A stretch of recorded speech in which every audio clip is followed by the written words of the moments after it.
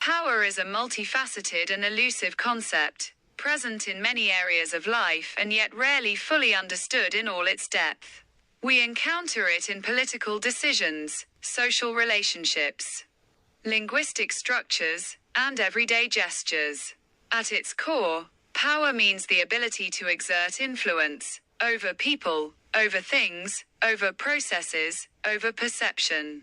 It manifests in the obvious, such as state authority, but also in the hidden, in subtle mechanisms of consent, adaptation, or exclusion. Those who hold power can enforce, shape, determine, whether by force or persuasion, openly or covertly, through explicit means or tacit norms. Sociologically, power has often been defined as the ability to enforce one's will even against resistance.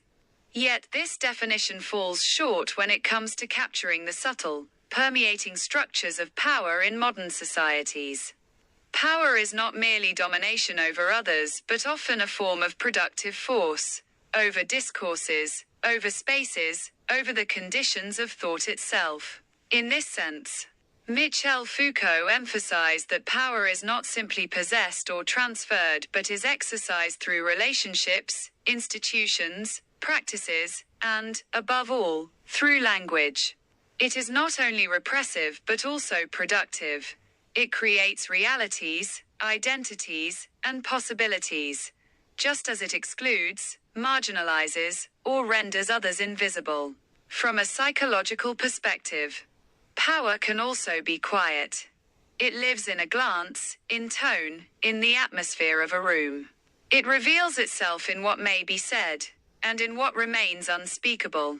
Power determines who is heard, who is recognized, who defines what is normal, right, or true. Yet it is not always negative.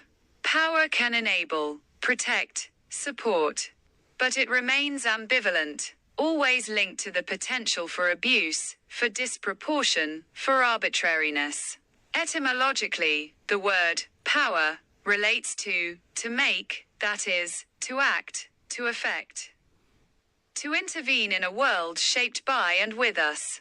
In this perspective, power is not a fixed asset simply owned by a person or group, but a web of relationships, a field of possibilities, negotiations, and consequences. And therein lies its challenge, as well as its responsibility. Every form of power demands awareness, reflection, and an ethics of its use.